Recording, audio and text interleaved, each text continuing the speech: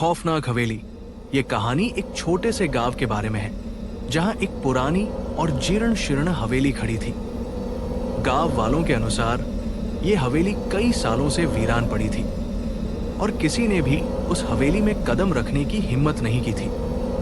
माना जाता था कि वहां एक परिवार हुआ करता था, लेकिन एक रात अचानक वो परिवार गायब हो गया और फिर कभी नहीं देखा गया। एक दिन गांव में एक युवा लड़का अजय अपने दोस्तों के साथ हवेली के बारे में सुनता है। वो पूरी तरह से साहसी था और हवेली के रहस्यों को उजागर करने का फैसला करता है। अजय ने अपने दो दोस्तों सुमित और मोहन को हवेली जाने के लिए मना लिया। रात का समय था और जैसे ही वे हवेली के पास पहुंचे, ठंडी हवाएं बहने लगी।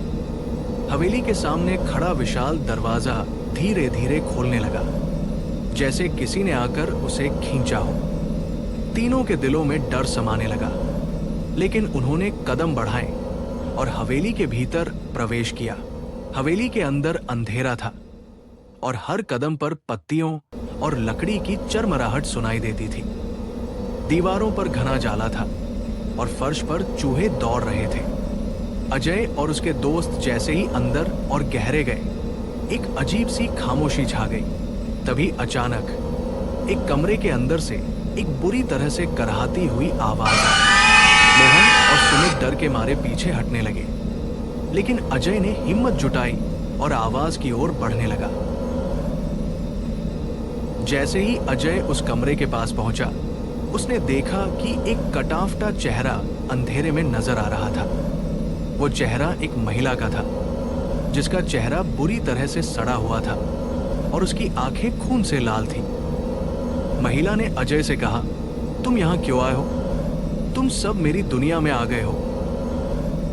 तभी अचानक कमरे के अंदर की दीवारों से खून बहने लगा और कमरे का तापमान एकदम ठंडा हो गया। अजय और उसके दोस्त कांपते हुए कमरे से बाहर भागने लगे, लेकिन दरवाजा अपने आप बंद हो गया। बाहर का रास्ता मानो गायब हो गया था। उनका दिल घबराया हुआ था और वे इधर उधर भागने लगे, लेकिन हवेली की दीवारें और दरवाजे मानो उन्हें और ज्यादा फंसा रहे थे। आखिरकार एक खौफनाक हंसी गूंजने लगी और वे घबराकर उसी कमरे में वापस पहुंचे जहां वो महिला खड़ी थी। अजय ने देखा कि वो महिला अब उनके पास थी और उसकी आंखें अब बिल्कुल सफेद हो चुकी थी। अब तुम मेरे साथ रहोगे हमेशा के लिए, महिला की आवाज गूंजने लगी। अगले दिन गांव में कोई नहीं जानता था कि अजय और उसके दोस्त कहां गए। हवेली अब भी खड़ी है और गांव वाले कहते हैं कि वहां अब भी रात के समय कोई कदमों की आवाज सुनाई देती है। कहानी खत्म होती है, लेकिन हवेली में अजय और उसके दोस्तों की आत्माओं के चुप रहने के निशान आज भी पाए जाते हैं। ऐसे ही अमेजिंग वीडियो देखने के लिए लाइक, शेयर, सब्सक्राइब करना ना भूले।